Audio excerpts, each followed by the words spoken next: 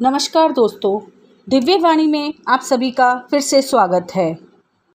आज मैं आपको एक बहुत ही रोमांचक और भावनात्मक कहानी सुनाने जा रही हूँ, जब भगवान शिव ने कामदेव भगवान को भस्म कर दिया था।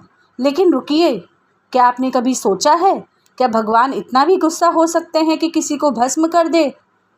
या फिर क्या प्रेम में समर्पण इतना गहरा हो सकता है कि हजारों साल की तपस्या भी हार जाए?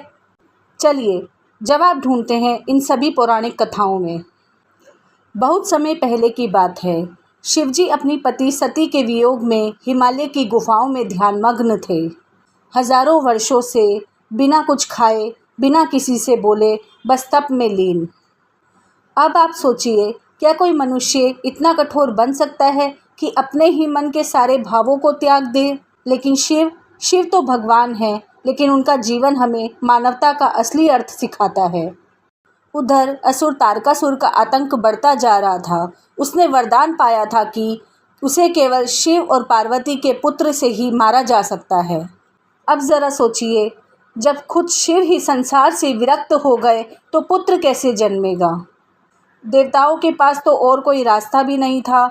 उन्होंने पार्वती जी को शिव जी के पास भेजा, सेवा और भक्ति से उनका मन जीतने के लिए। पार्वती जी ने क्या कुछ नहीं किया, दिन रात सेवा, फूल, जल, मंत्र। लेकिन शिव तो स्थिर थे, अडिंग थे। क्या आपने कभी किसी को इतने धैर्य से प्रेम करते देखा है? क्या सच्चा प्रेम केवल पाने का नाम है या देने का? अब देवताओं ने एक और योजना बनाई। प्रेम के देवता कामदेव से सहायता मांगी। कामदेव जानते थे कि ये जोखिम भरा है। क्या आपने कभी भी वो क्षण महसूस किया है जब आपको पता होता है कि आप हार सकते हैं, फिर भी आप आगे बढ़ते जाते हैं? उसी भावना के साथ कामदेव ने भी अपना प्रेम बाण चलाया। शिव की ध्यान अवस्था टूटी, तीसरी आंख खुल गई और पल भर में ही कामदेव भस्म हो गए। क्या प्रेम का ये अंत होना चाहिए था, या ये शुरुआत थी उस प्रेम की जो स्वरूप से परे है? रति, कामदेव जी की पत्नी, विलाप करती रही। देवता कांप उठे।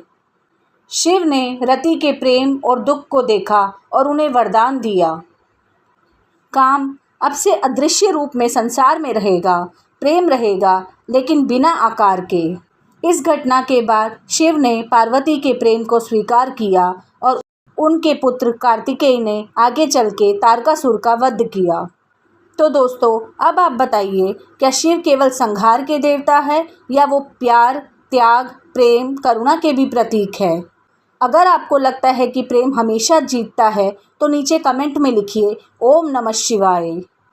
और हाँ, अगर आप ऐसी ही कहानियाँ सुनना चाहते हैं तो चैनल को सब्सक्राइब करना ना भूलिए। हर हर महादेव। धन्यवाद।